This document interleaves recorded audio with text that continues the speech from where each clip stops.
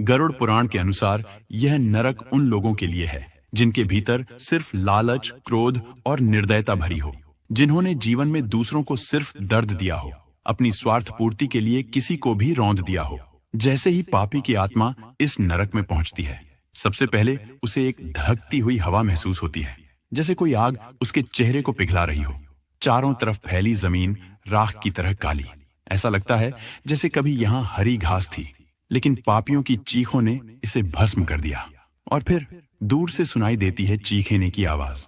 घना धुआं हटता है और सामने दिखाई देते हैं सैकड़ों विषैले, काले, मोटे नाग, जिनकी आंखें जलती अंगारों की तरह चमकती हैं। ये सांप पापी को घेर कर उसके पीछे पीछे घूमते हैं, जैसे किसी भूखे जानवर को शिकार मिल गया हो। अचानक एक सांप धधकती फूंफकार के साथ कूदता है और पापी की टांग में अपने नुकीले दांत गाड़ देता है। विष शरीर में दौड़ता है, जलन इतनी भयानक कि जैसे नसें पिघल रही हों। आत्मा चिल्लाती है, हे भगवान, मुझे बचाओ। लेकिन गरुड़ पुराण कहता है, यहाँ कोई बचाने नहीं आता। यह वह जगह है जहां आत्मा अपने पापों से सामना करती है। सांप कभी नहीं थकते, वे बार बार काटते हैं। शरीर टुकड़े टुकड़े होता है और उसी क्षण फिर जुड़ जाता है ताकि सजा दोबारा दी जा सके।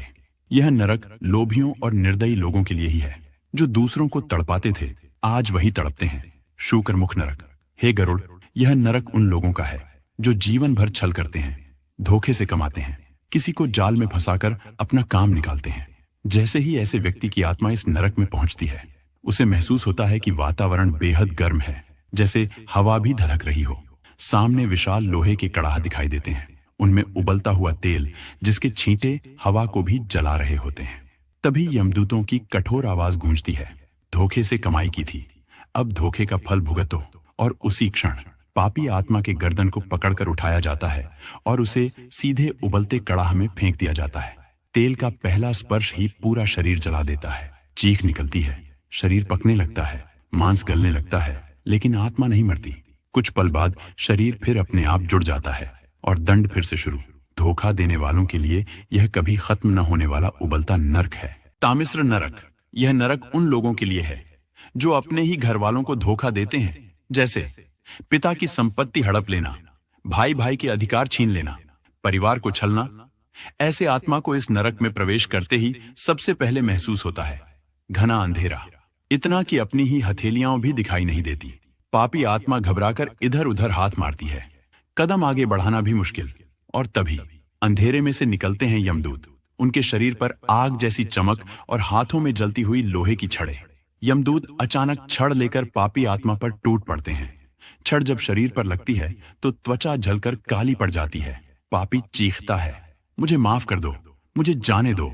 लेकिन अंधकार जवाब नहीं देता। इस नरक में हर मार एक याद दिलाती है कि जिस परिवार को धोखा दिया, आज उसी का फल मिल रहा है। अंधतमिस्र नरक। डूबा व्यक्ति अपनी आत्मा को स्वयं नरक की ओर ढकेल देता है। गरुड़ पुराण के अनुसार ऐसे लोग वेत्रणी में जलती हुई आग और गर्म लावे में गिरा दिए जाते हैं। उनका पूरा शरीर जलता है, लेकिन मृत्यु नहीं होती। आत्मा हर पल जलने और फिर से जीवित होने का अनुभव करती है। नंबर 6, झूठ और धोखा। झूठ, कपट और धोखा, यह भी वेत्रणी को भयानक बना देता है। ऐसे लोगों की आत्मा नदी के दलदल और कीचड़ में फंस जाती है। जितनी कोशिश करो उतना ही फंसते जाओ। गरुड़ पुराण में इसे सत्य का दंड कहा गया है। जो जीवन में असत्य बोलता है, उसे मृत्यु के बाद सत्य के भार से कुचला जाता है। नंबर 7, दान से विमुख होना। जीवन में जिसने कभी दान नहीं किया, न अन्न दिया, न जल पिलाया, उस आत्मा को वेत्रणी नदी में कोई सहारा नहीं मिलता। न नाव, न पुल, न गाय। आत्मा अकेली तड़पती है और लहरें बार बार उसे बहा ले जाती हैं। इसलिए शास्त्रों ने कहा है, दान ही आत्मा का सबसे बड़ा रक्षक है। इन सभी पापों का सीधा संबंध वेत्रणी नदी से है, क्योंकि यह नदी हमारे कर्मों का सजीव प्रतिबिंब है। जो पाप करता है उसे यह नरक की आग लगती है, और जो पुण्य करता है उसके लिए यही नदी स्वर्ग का मार्ग बन जाती है। अब तक हमने जाना कि वेत्रणी नदी आत्मा के लिए कितनी भयावह बन सकती है और किन पापों के कारण यह नदी अग्निकुंड का रूप ले लेती है। लेकिन एक सवाल अभी भी बाकी है, आखिरकार यह नदी पार कैसे की जाती है? मृत्यु के बाद आत्मा किस तरह यमदूतों के साथ यहां तक पहुंचती है और जब आत्मा इस नदी के किनारे खड़ी होती है तब उसके साथ क्या होता है?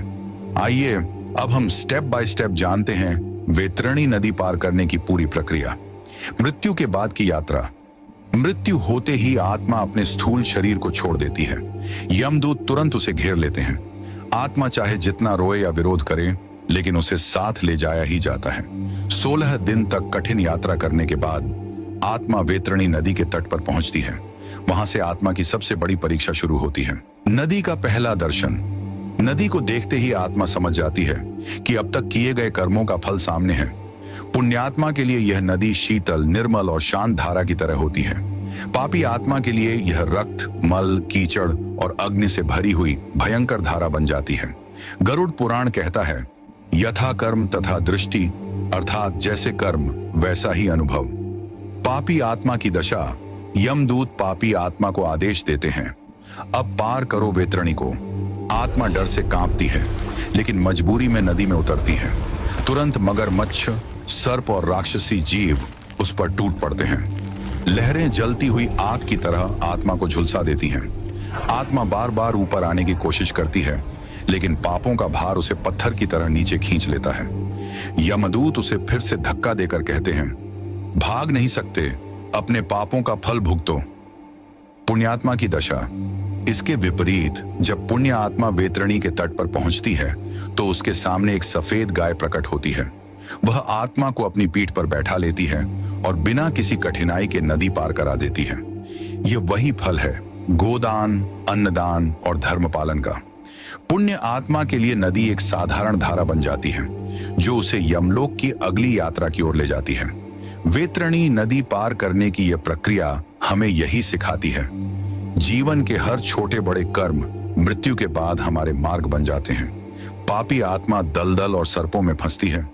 पुण्य आत्मा धर्म और दान के सहारे आसानी से पार हो जाती है। इसलिए शास्त्र कहते हैं, धर्म से बढ़कर कोई साथी नहीं और दान से बड़ा कोई सहारा नहीं। अब सवाल उठता है, क्या कोई ऐसा मार्ग है जिससे इस भयावह वैतरणी को सरल बनाया जा सके? जी हाँ, गरुड़ पुराण हमें बताता है वे पुण्य जो आत्मा को इस नदी में डूबने से बचाते हैं। आइए अब जानते हैं वैतरणी को आसान बनाने वाले पुण्य। गरुड़ पुराण कहता है कि जैसे पाप आत्मा के लिए वैतरणी नदी को अग्निकुंड बना देते हैं, वैसे ही पुण्य इस नदी को सहज बना देते हैं। जीवन में किया गया अन्नदान, जलदान, वस्त्रदान और विशेषकर गाय का दान मृत्यु के बाद आत्मा के लिए सबसे बड़ा सहारा बनते हैं। कहा गया है कि जिसने धर्म और सत्य का पालन किया हो, माता पिता और गुरु की सेवा की हो और भूखे प्यासों की सहायता की हो, उसके लिए यह नदी भयावह नहीं रहती। उसके सामने गाय प्रकट होती है और सहजता से उसे नदी पार करा देती है। पुण्य से अर्जित पुण्य फल इस नदी को दूध जैसी निर्मल और शीतल बना देता है और आत्मा बिना भय के अपनी यात्रा पूरी कर पाती है। यही कारण है कि हमारे शास्त्रों ने दान और धर्म पालन को मृत्यु के बाद की सबसे बड़ी रक्षा बताया है। अब सवाल आपसे है, क्या आपने कभी सोचा है कि आपके जीवन के कर्म आपके लिए कैसा मार्ग बनाएंगे?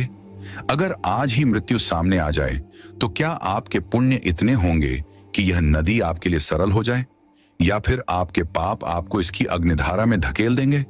कमेंट बॉक्स में हमें जरूर बताएं। अगर आपको यह गहन ज्ञान और गरुड़ पुराण का